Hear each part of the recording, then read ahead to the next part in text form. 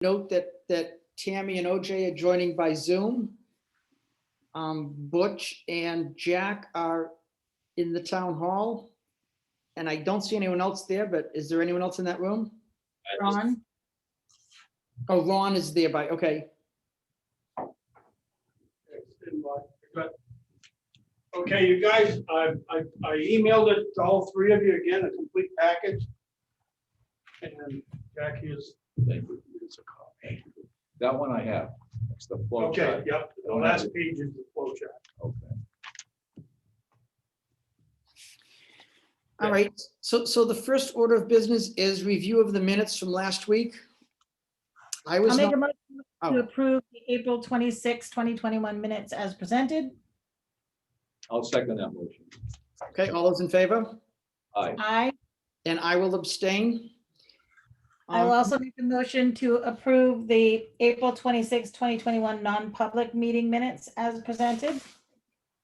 Second. All those in favor, aye. Aye. Aye. And again, I will abstain. The next thing on the agenda is a review of the veterans credits and elderly exemptions. Do you have those, OJ? I do not. Give me 1 minute and I will send them to you. In your packets. Obviously, we don't mention the names, but the totals were there. I believe they're, so if Jane or Jack has them. The elderly exemptions, OJ, didn't know whether you were coming in or not, but they're in front of your seat in the boardroom. Jack there? Yep, there's three we're removing, and there's none new that we were adding. I Okay, just sent them to you, OJ. okay, And these were all, the applications and such were all reviewed by Jonna, correct? Yes. And so they're pretty straightforward. Yeah, they are. You can review these three. And The reason why we were removing these three, one did not return paper, two of them did not return the paperwork, and one does not qualify. One of Yeah. them, 50,000, the other one was 100,000, and the other one was 75,000. I assume that's the assessed value. There's also, on the next page, she's requesting that we remove 2, 4, 6, 7 more. 1 is no longer a resident, 4, the property sold, and 2 have deceased. That's the veterans. Oh, that's the veteran. Sorry, you're right. I'm sorry. Yeah. You're right. That's all. I was getting ahead of myself. Yeah. So do we need a motion to approve these, OJ? yes, we do. Okay, I'll make a motion to approve, to remove the 3 and to add none as per the correspondence from the assessing secretary, John Hart. That's for the elderly exemptions, and I will second that motion. Okay, all those in favor? Aye. Aye.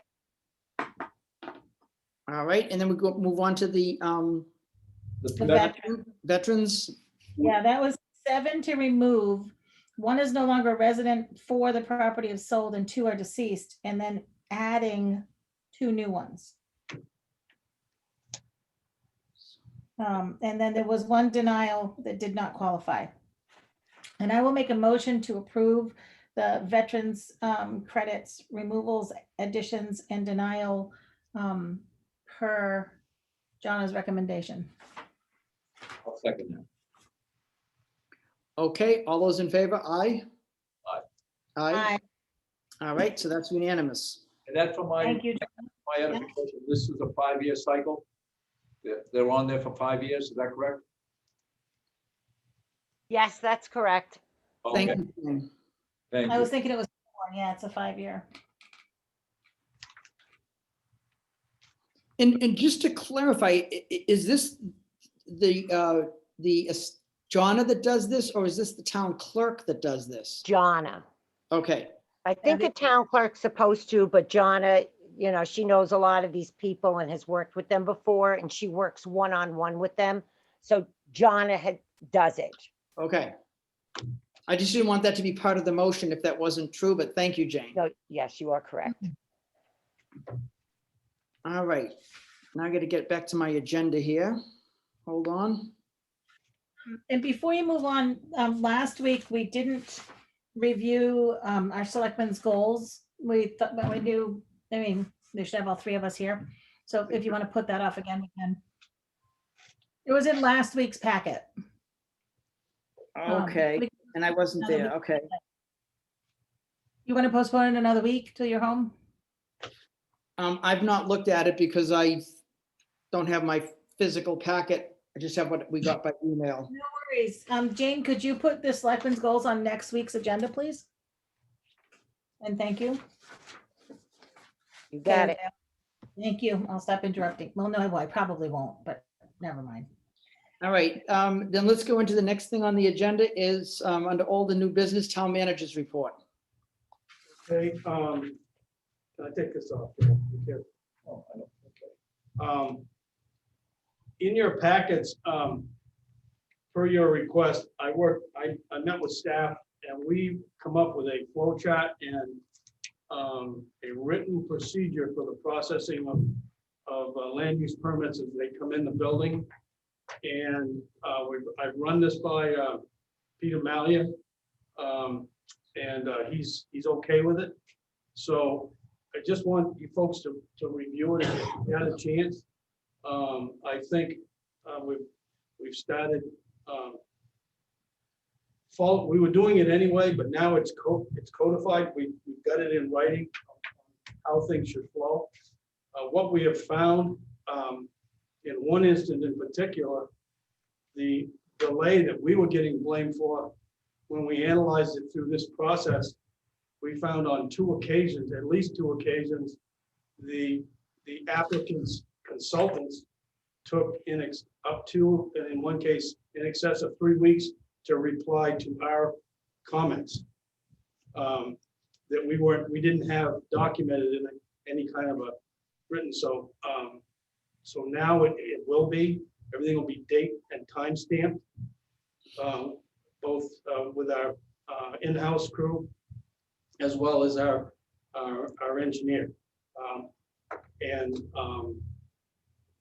We suspected it, but when we took and actually plugged in applications, we found a lot of incredible amount of delay in the applicant or the applicant's consultants, whether it be an architect or engineer, returning comments to our comments. So we can't control that, unfortunately. But this is all good. So that flow chart is how it would process as it comes in. Everything will be date and time stamped. And if it goes back out the window or back to the applicant for any reason, that'll be date and time stamped with obviously what's missing and what have you. So hopefully that's what you were looking for.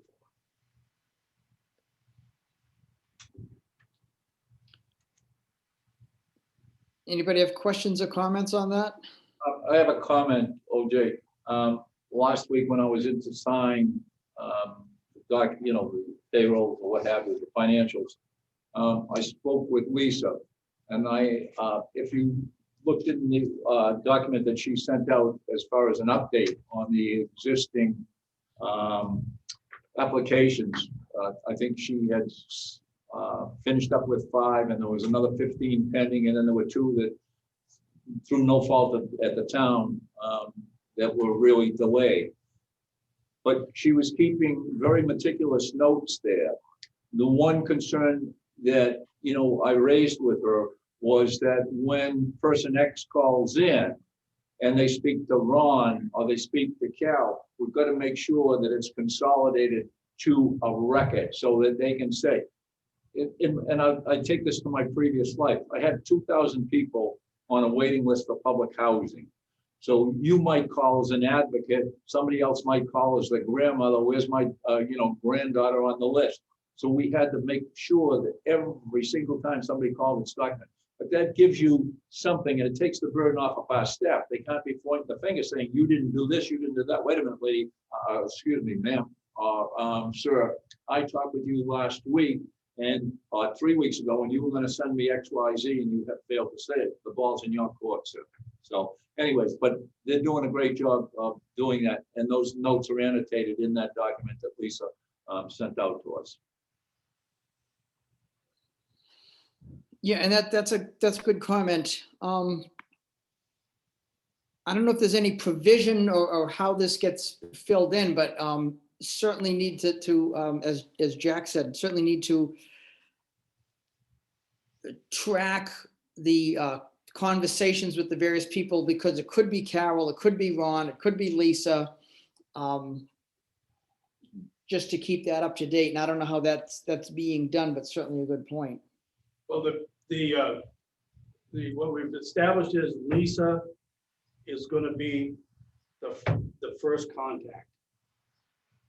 And so coming across her desk, she doesn't have to hold on to them long, but she date and time stamps things that are coming in. If they have to talk to Ron or Carol or Ron primarily, me in a rarity, but then those conversations, not in detail, but on date and date, talk to so-and-so about whatever the issue was, and we'll have that, or should have that documented.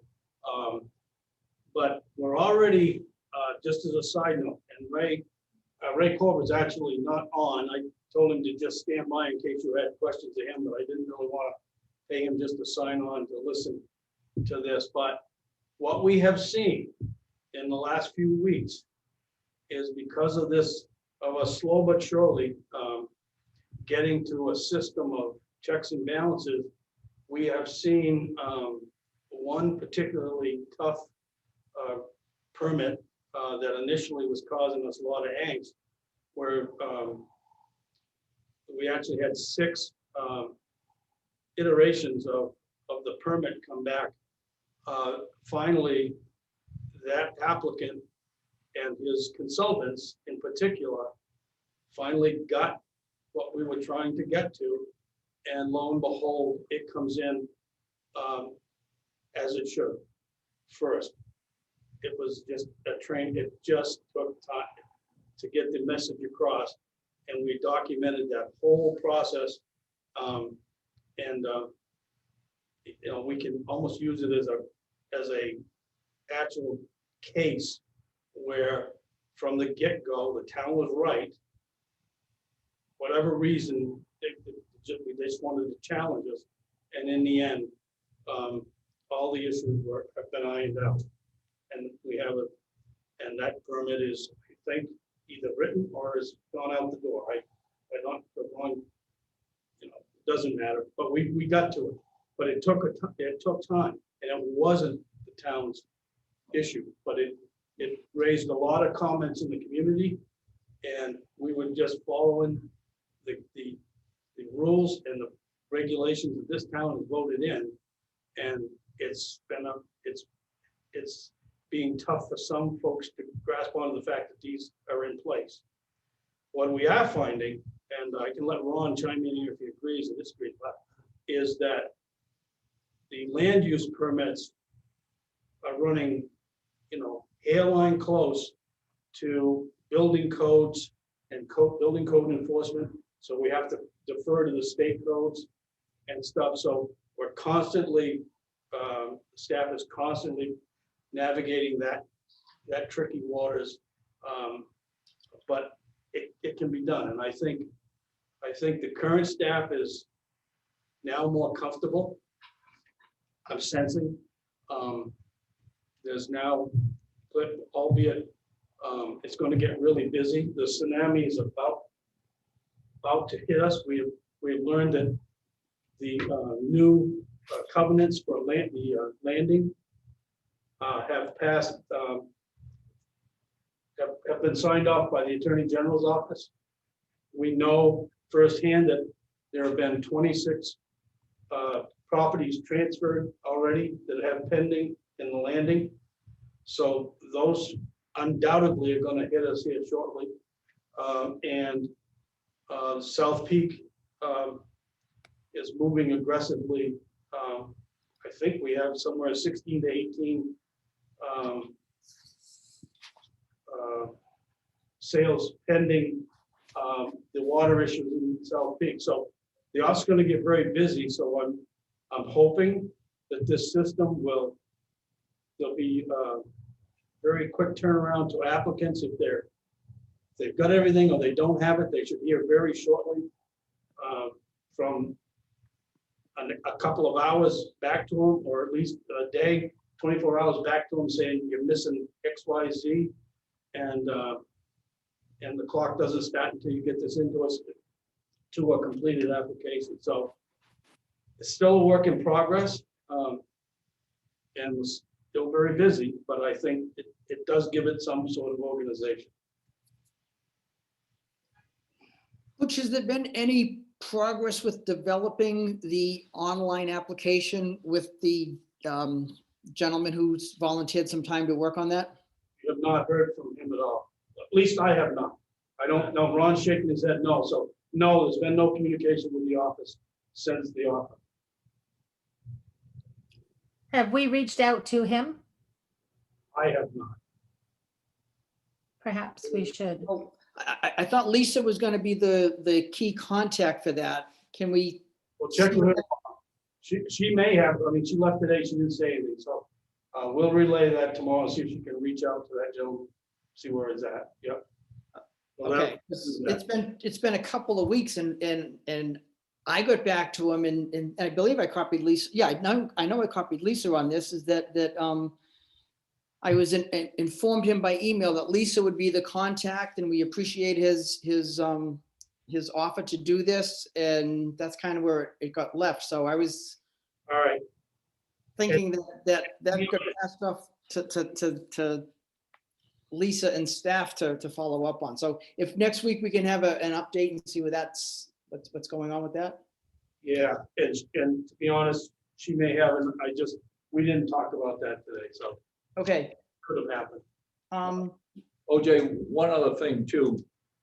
There was an article on the front page of the Littleton Courier, I think, about a week, 10 days ago, indicating that in the town of Bethlehem, I believe it was, they had hired an outside town planner.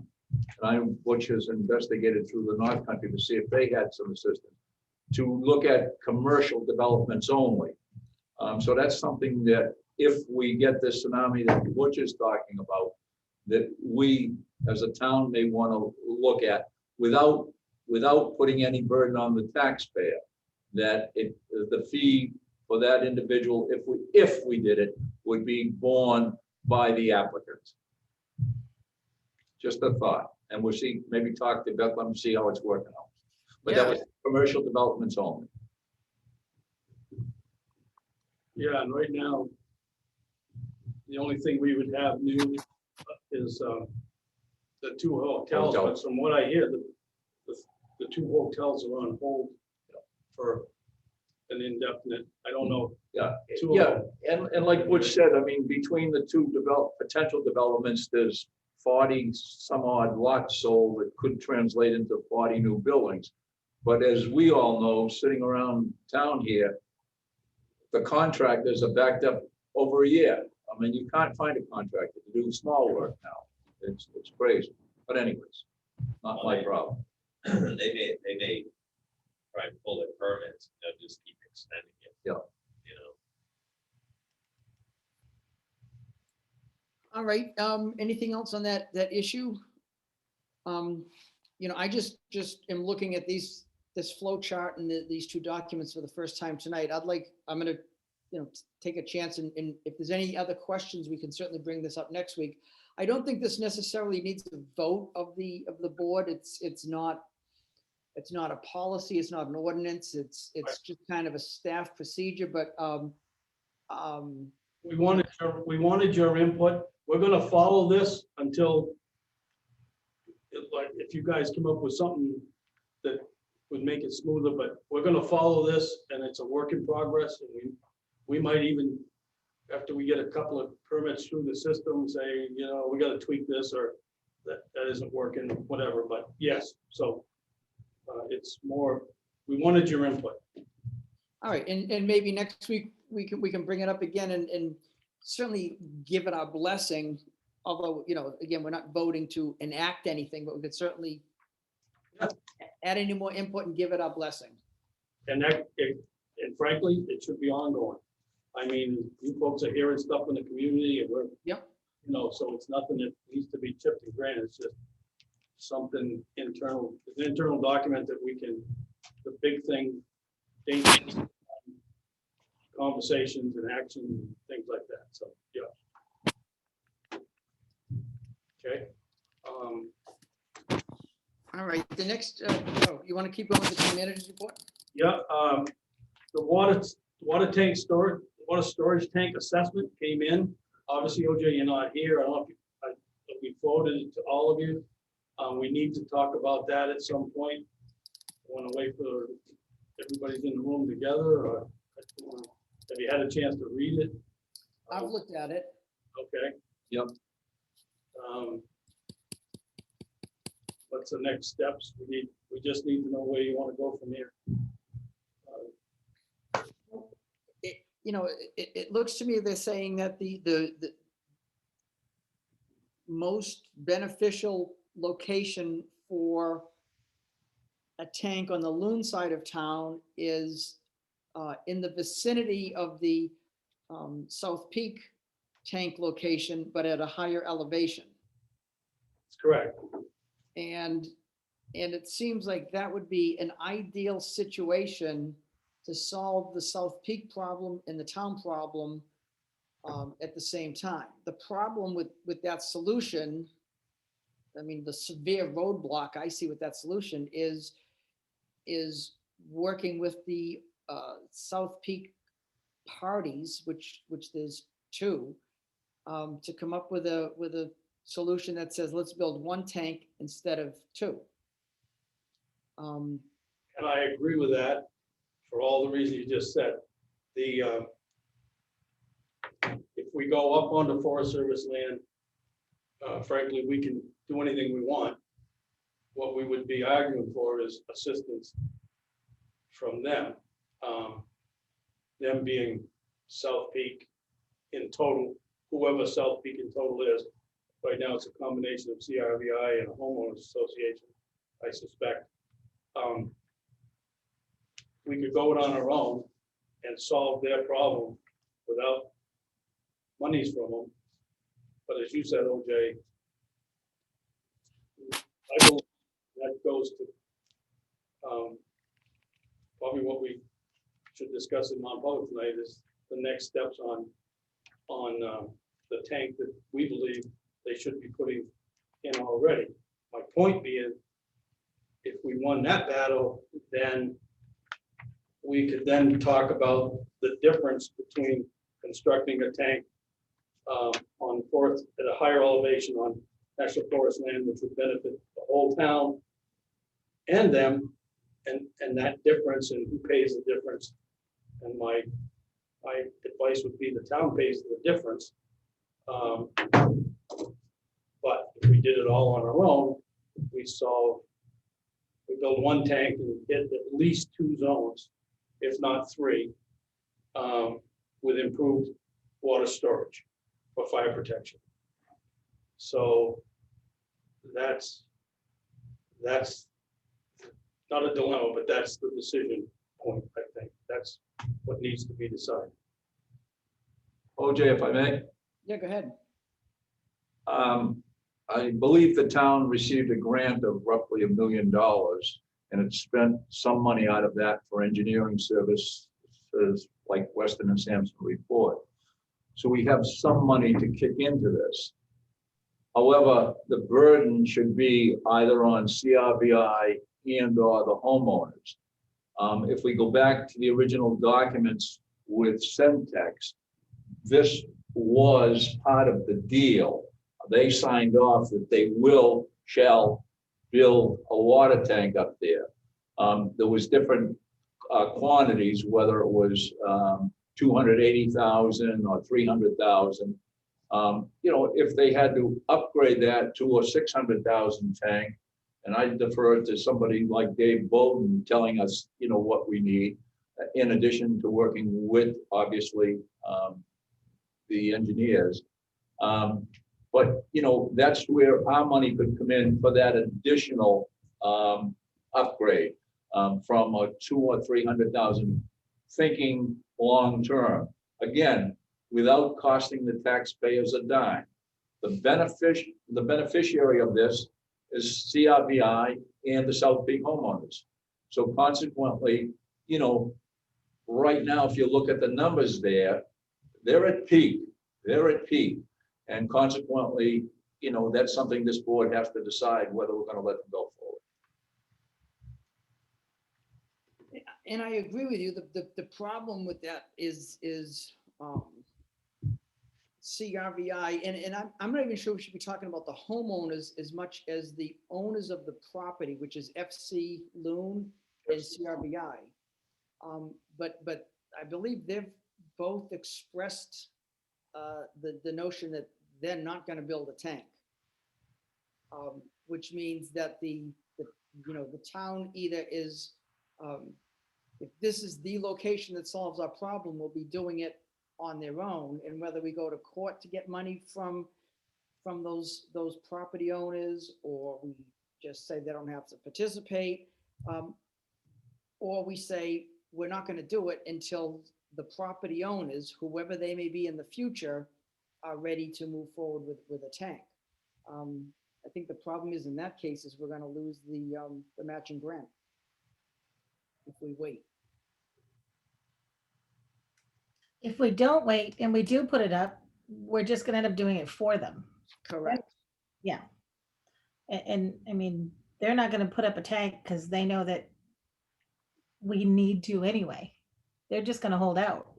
You know, And I It's- think if you take that, OJ. Go ahead, Butch. I think if you take that tack, then we shouldn't give up. We should switch our focus to Route 3, Exactly, the expansion of the Indian Head tank, exactly. because that's gonna have to be done at some point in the future, no matter what, okay, because it's woefully undersized by today's standards, so if you freeze development, which I think is what you're talking on the Loon side, until the tank goes in, then we switch our focus, and so we still keep working, pecking away at what we'd have to do over there to expand that store. That would be my suggestion. I leave it to the engineers and what have you, and like I said, Mr. Bowden, David Bowden, not Paul.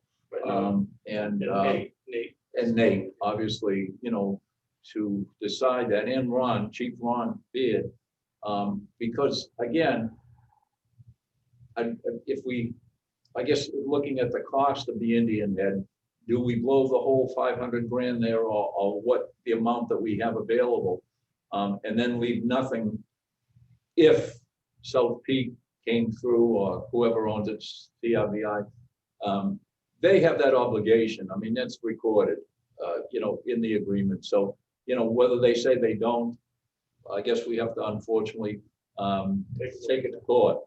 But by the same token, let them decide, to what degree they'll build a tank.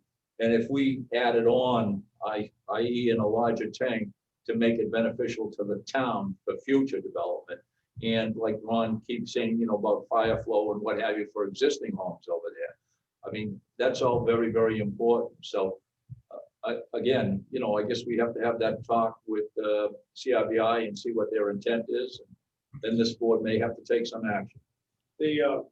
Just so we don't forget that the times we're in, while there's currently no immediate water grants from the federal coming, but there's a lot of money coming from the federal government for water infrastructure.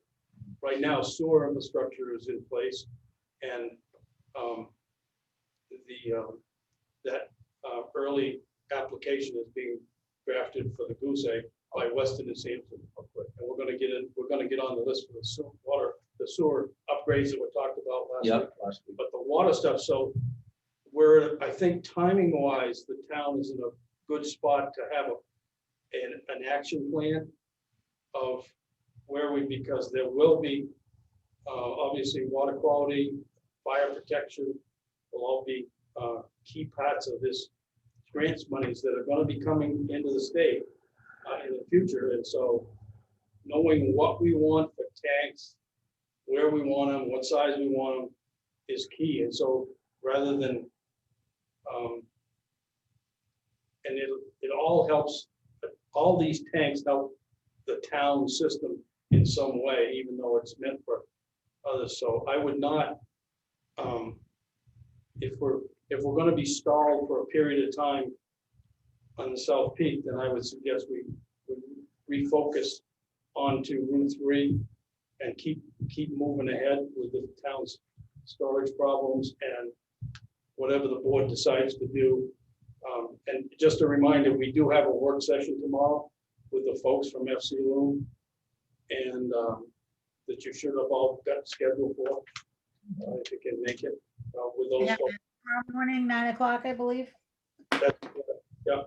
And we, it'll be the first session we've had where we can sit with them folks and find out what the plan is, or not plan, or no plans. But Weston and Sampson's report, I think, is excellent. I don't think you can get a much more detailed. It's independently, they're not, unfortunately, they're not saying a lot different, although with the exception of the moving that tank uphill in South Peak, that you haven't heard from other engineers in the last 20 years necessarily, but it's a report written from an organization that has no other loyalties but to the town of Lincoln. So I think it finally, I believe, codifies what this town needs to do and the challenges it has.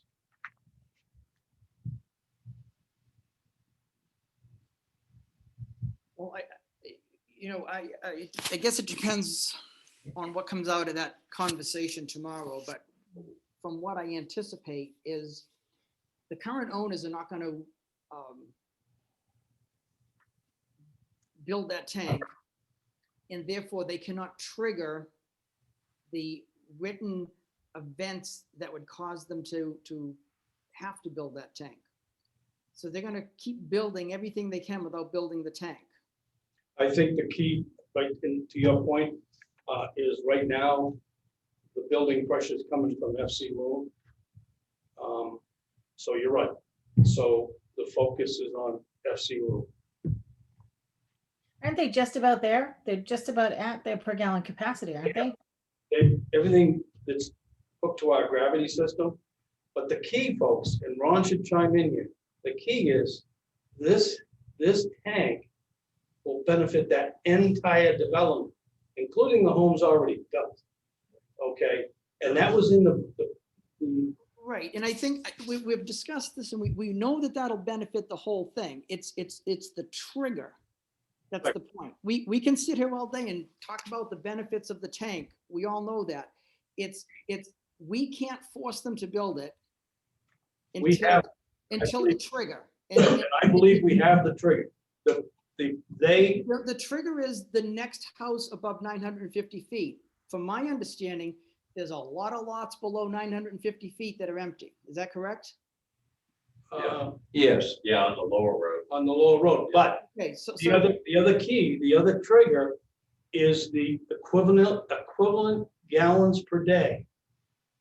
And they are exceeding that as we speak. The aggregate. The aggregate, The basis of on design. the basis of design, the aggregate gallons per day, because of the size of homes and the way it's been used over there, they are exceeded, and they acknowledge it. David Yeager, wasn't an unpublic conversation, admits that they are there. Their engineers saying they're there, okay? And I think the town has got to say, the 27 homes were based on 2,500 square foot homes or 2,000 square foot homes, all that stuff that everybody's more than aware of, which long went away. They are now trying to get, they're now trying to keep base camp on the gravity system, because when they did the numbers, they suddenly realized, well, first of all, it shouldn't have been on the gravity system. It should have been on the pump station from day one. And they can't supply it. Okay, so there's already flags. So I believe, and I think Ron can chime in here, and I know Weston Sampson is, they're there. If the 27 homes have become, nobody envisioned. They thought it was going to be base camp alone by Dave Yeager's admission requires the equivalent of 7 homes to supply water to that facility. Now, whether that's a fact or not, but that's his version, and he's wondering how they can't make the pump station big enough to do that. So I believe they're there. Are they gonna go accept that quietly? I don't think so, but I think we have to place our thing, and I've got to tell you, the 17 lots that you're going to hear about tomorrow that are above 950 are very valuable lots. Ski in, ski out. Ski in, ski They're the out premium lots. lots. And that's FC Loon, and they're all, well, actually above 950, most of them are 1,000, 1,005 or higher basement elevation. There wouldn't be a drop of water in them unless they're either on a pump or that tank is in. So we're at a point where we can say, no more. That's it. Until there's a tank built, there's no more development. That's it. That's my suggestion. And I have not heard, we have not heard them as a group, but you guys will hear that tomorrow. And I don't know what the kind of a conversation that will be, but I think we're there. And I think the triggers are met, Jared, really do. That's Butch's. I think Ron agrees. Yep, Ron's not his head, so yeah. When you say no more development, are you saying no more development above 950 feet? Or are you saying no more development even down at the river? I guess I'm gonna say above 950, although we probably should look at what's left to build on. Because it's all on the fire protection issue. We've said from the get-go, we can provide potable water, and on the lower road, the gravity system is there. But in every respect, those large homes that are being built are gonna test the system. And I think Ron said even that, one of those 6,000 square foot homes on the lower road catches fire, the fire flow there is going to affect the tanks in town to the point where probably somebody's going to be without water during the height of the event. So I think we gotta look at that. We gotta obviously look at that with our engineers on the lower. But the conversation is clear, in my opinion, on everything above 950.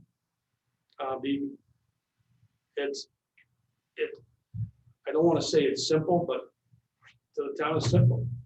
Put a tank in, or that's the level you're developing. That's it. I don't know. It'll be a conversation. It'll be an interesting conversation. Wow.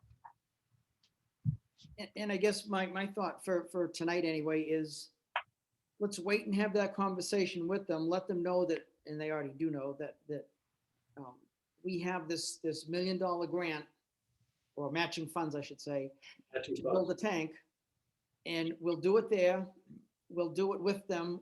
It'll benefit them, but they got to participate. And if they're not on track to do that, we're going to switch our focus up to Route 3. And I think, next meeting, if we're not convinced that they're ready to move forward, I think we should focus on Route 3 and either expand the tank at the Indian Head or look at any possible other locations for a tank.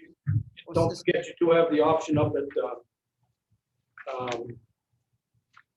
112. Village of Little Tank. Village of Loon Tank is mentioned there. It's the most expensive option.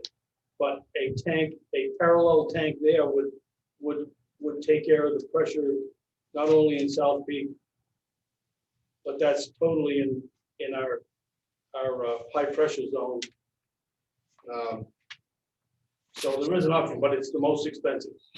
That's gonna It's the require. most expensive and it's gonna be redundant of, if we build the tank there, are we gonna tell South Peak they don't need to build a tank? I mean, I don't think so. I had to read the report, it would take care of the South Peak issue, so yes.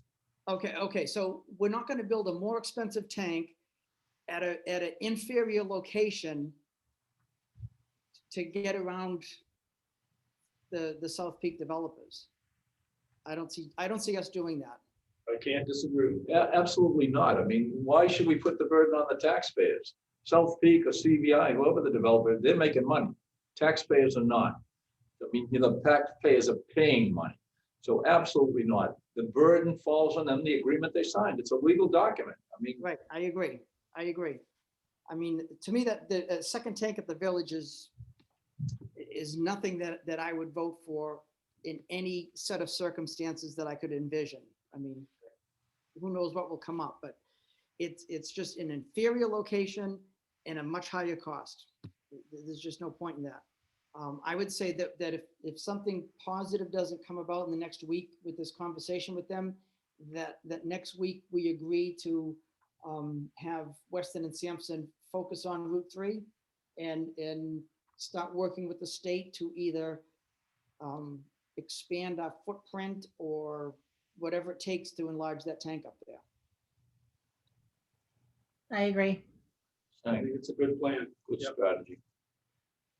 So, Okay, the next thing, just to remind the Woodstock board met last Tuesday and supported July 4th parade and fireworks. So we had talked about that last week, so they're on board as well. So it looks like we're wheels up, we're proceeding with that.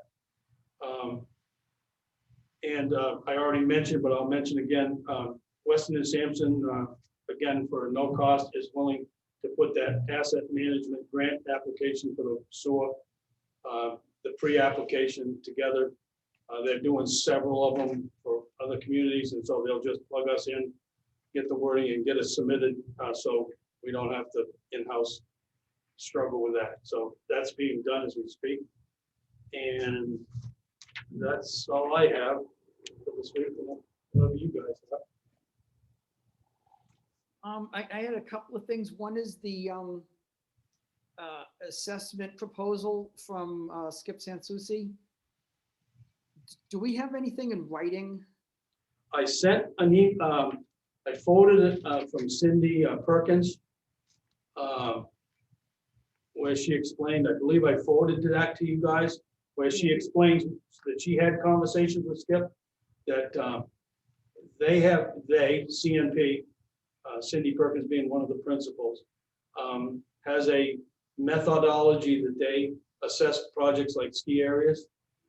Skip's process would be much more in depth, as he's moving across the country for ski resorts and mines, open pits and things like that are kind of unique. And he's looking in, that, and she had no issues with him taking that, but the savings from their contract would be minimal. So he would be on his own fee schedule. So it's really up to the board if they want to move away from the methodology that CNP uses on assessing ski areas, ski resorts, and large developments, as opposed to Skip would be looking at, a more in-depth look at the machinery and things connected to a ski resort of such. So she said she's good, but it wouldn't be much of a savings from in a few $100 less on their fee. But Skip told me in verbal conversation that his fees would be considerably higher to do what he has set up as a process for ski resorts. Okay, and so what is the next step? I mean, I'm not comfortable making a decision on a theoretical, abstract idea based on a verbal conversation. Is he gonna present this? If you even want to consider Skip, I would suggest that we have him come into a meeting, either Zoom or in person, and talk to you in person about exactly, his contract lays it out, the contract you have in front of you.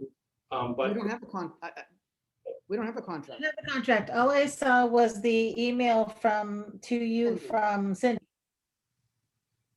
there was an agreement. Okay, if I didn't forward it, I will. There was an agreement. I will pull that up. You'll have that tomorrow. So you'll have a week to look at it, but there was it laid out what he proposed to do, the proposed cost. And I was pretty sure, maybe I sent it to John, but anyway, I'll see that you guys get that. Sorry. Okay, Thank you. Just a quick comment on that though, OJ, just based on what Butch just said.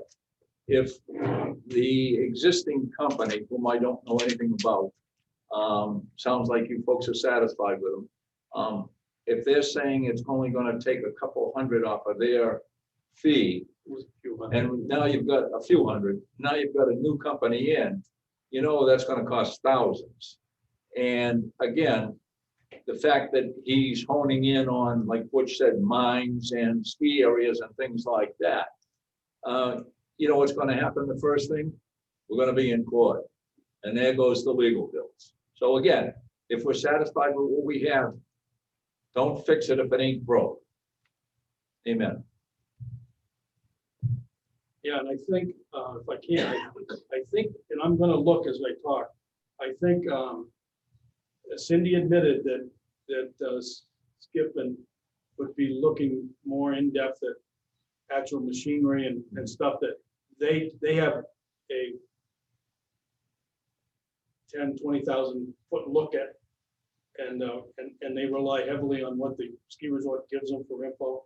They don't physically put feet on the ground and walk the slopes and count. They don't do any of that.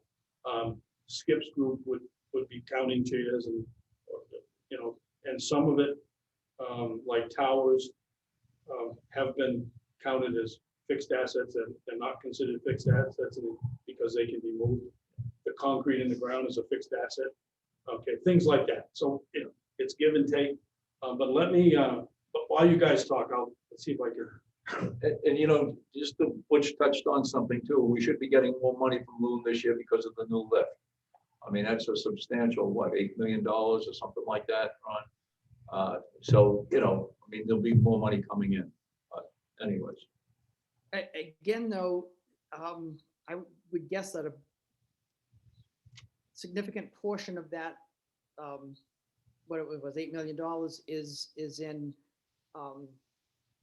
fixtures and equipment, which we're only allowed to assess and tax real estate, real property. So it would be, there will be some real estate value added with that, but I bet a lot of that is not going to be taxable. Okay. From what Butch I said, also- he just said that this gentleman, looks at the equipment list that and you remember we've got cats up there, that are worth 300,000-400,000. Ron knows better than I what they're worth today. But we've got 4 or 5 cats, just $2 million in property. Again, I don't know whether That's not real property. That's oh, not it's not taxable. real property, right? Yeah, So yeah. We can tax the building that they house the snowcats in, and we can Correct. tax the building that houses the machinery to propel the lift. But we can't tax gotcha. the snowcat or the lift itself. Yeah. I understand the real estate license for 15 years. If I want to at least see the contract before we make the decision, but Jack, I tend to agree with what you said, is that if we don't see it as wildly out of whack, I don't know if it's going to be worth the money we invest in getting the detailed look at it and open ourselves up to over assessing and creating a lawsuit situation. But I think the next step is let's read the contract and then make a more informed decision from there. Yeah, one of the things that Skip was gonna do is, he was just gonna consider this an extension of the utilities agreements that he has in place with us. And so he wouldn't be creating a new contract, it would just be an extension of, he would be assessing that as he does with poles and wires and stuff, which continues today, even after all the lawsuits, of which he did prevail in every case that he testified in. So, but he does dig in deeper than, so I'm sorry, I thought we'd ship that, you'll have that stuff tomorrow. Okay. Yep. Another thing I had, Butch, you updated us on some water infrastructure issues that we had with the intake pumps and the communication systems. Yep, the communication systems was the electronic, it turned out to be an antenna issue, but they had lost all their automatic controls for the tank levels. So for a few days, I think one weekend, it was, fingernail chewing time, but we made it through it. And they solved that with a new antenna, and they now have a spare antenna sitting. So that was done. But now the bigger problem is we lost a pump at the river intake. One of the pumps that had been rebuilt shorted out, and it's toast, totally junk. And so we're scrambling to get a replacement or a spare pump. They've been able to use what was the spare is now in. However, we have no backup. We also lost a VFD that there as of today, and this happened last, I think Thursday or Friday. David's on, he probably could fill us in exactly, but the long story short is the VFD is turning, according to Nate today, is turning into be the biggest challenge. They could not locate, Liston and Sampson, who is nationwide, could not find one in the country. Another drive. A VFD, a variable speed drive. Right, yeah. It shorter than fried, so that is causing some angst, but they're working on it, and that's an update. We're in operation. They're on the pond as of today because of the water quality in the river due to the rain. So we're luckily it's the slower part of the season, but that's going to pick up shortly with spring, summer coming. So that was the update I gave you. Yeah. All right, there is $35,000 in the water capital reserve account allocated towards intake pumps. Is that going to be sufficient for the variable drive and the spare pump? Yes, it's probably not.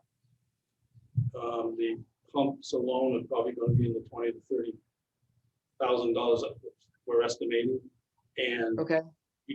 we haven't got a price on a VFD as of Nate leaving this afternoon.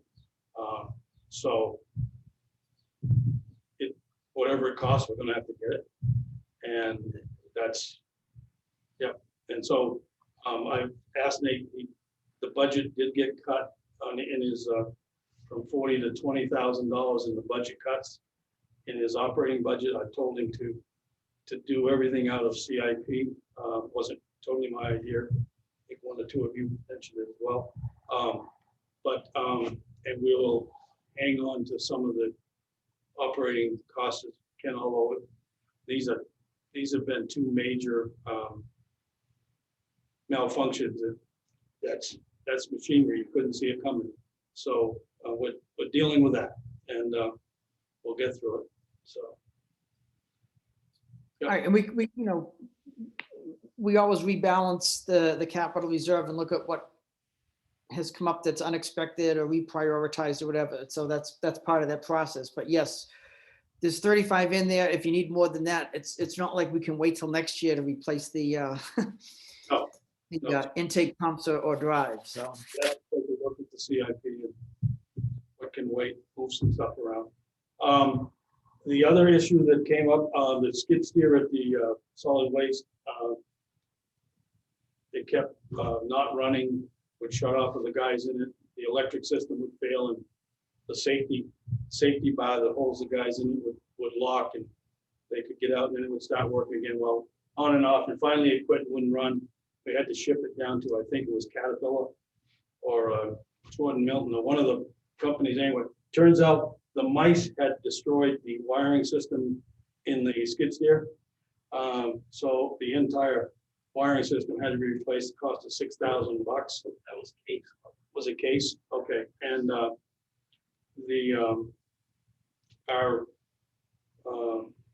it meets or exceeds what we had for for unforeseen mechanical failures.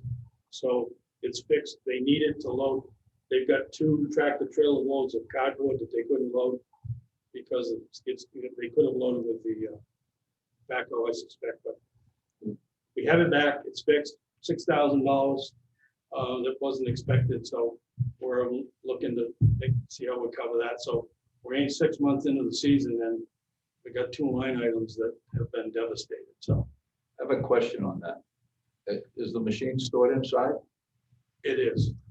We're going to think about storing it outside. No, let me tell you why. I had a vehicle that was stored inside. When I took it up to Littleton Chevrolet to get it inspected, it was a Corvette. The machine was showing a fault. And I said, after they evaluated, the guy comes out, he said, I got good news and I got bad news. I said, what's the good news? What's the bad news? He said, the part is $1,200, another $800 to put it in. I said, oh, that's real great. What's the good news? He says, because the vehicle was stored inside, your insurance will cover it. I didn't pay a dime. Well, I've checked. Thank you. All I right, checked with Primex, our insurer, and rodent damage isn't covered. it's not covered. It's Okay, not covered. So that was the first thing we did, is check with our insurer. all right, Damage by rodents is not not covered. covered. Oh, As media's from, you know. I got you. Um, All right, So anyway, but that's an update on those 2. The good those two news, major- yeah. Yeah, those are the good news. Yeah, the bad news, so. But we're up, the water plant's running, we're making water. Guys are working their tails off. And we're hoping that out of the blue comes a VFD, variable speed drive. So we'll see. All right, and the only other thing I had, is there any update that the board should have on the police department personnel? Yes, I made a job offer and is accepted to Brad Willie, who's an officer in Woodstock, applied for the position over here, and he has been hired. So that was to fill a vacant spot.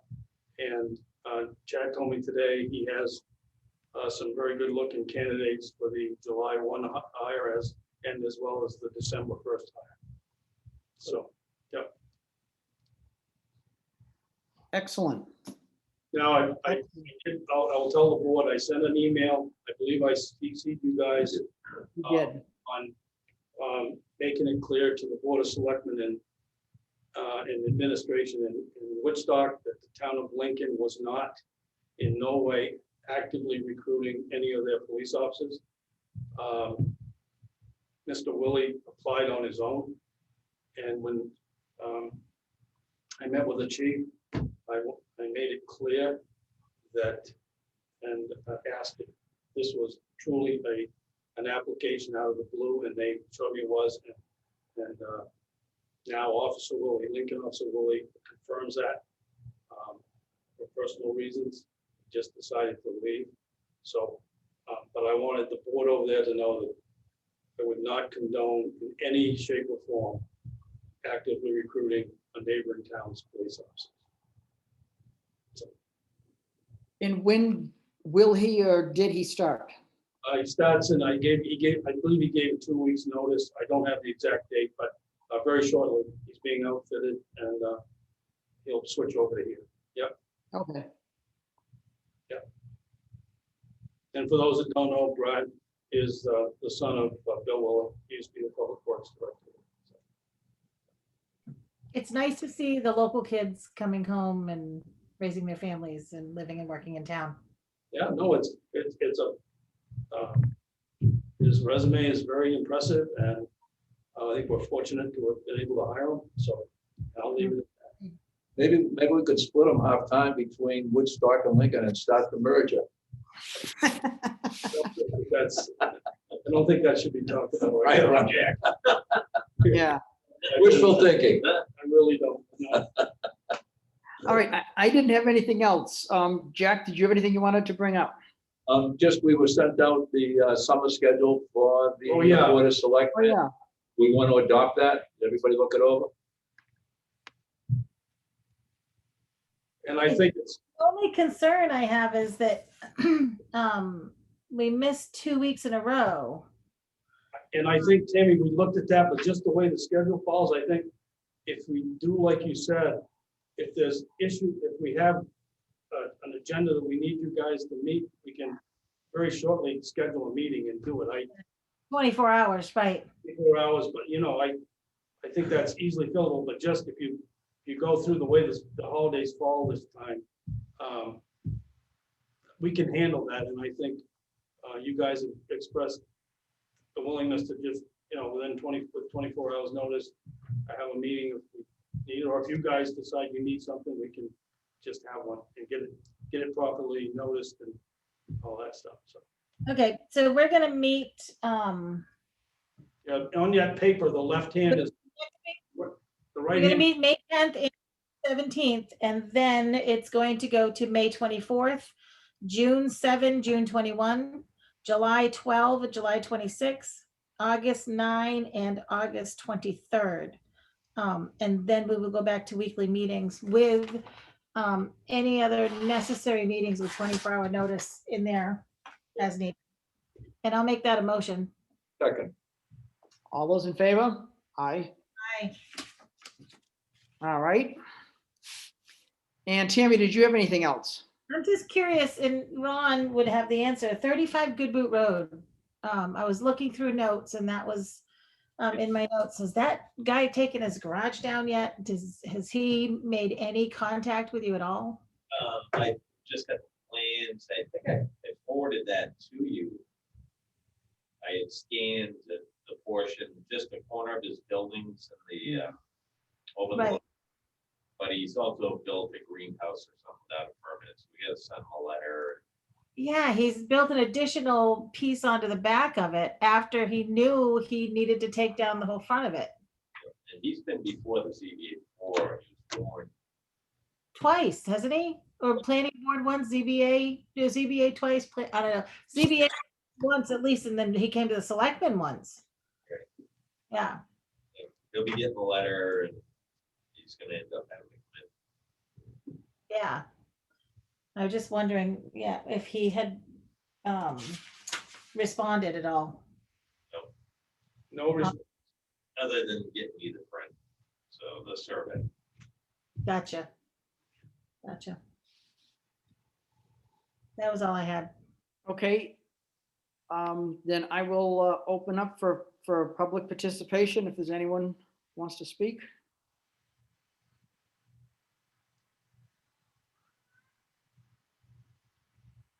I would also like to, since no one else is speaking, request a quick non-public regarding personnel, if we could. All right. I don't see anyone from the public. So do you want to make that a motion, Tammy? Make that a motion that we enter non-public regarding a personnel issue. And I will second that. All those in favor? Aye. All right, then we'll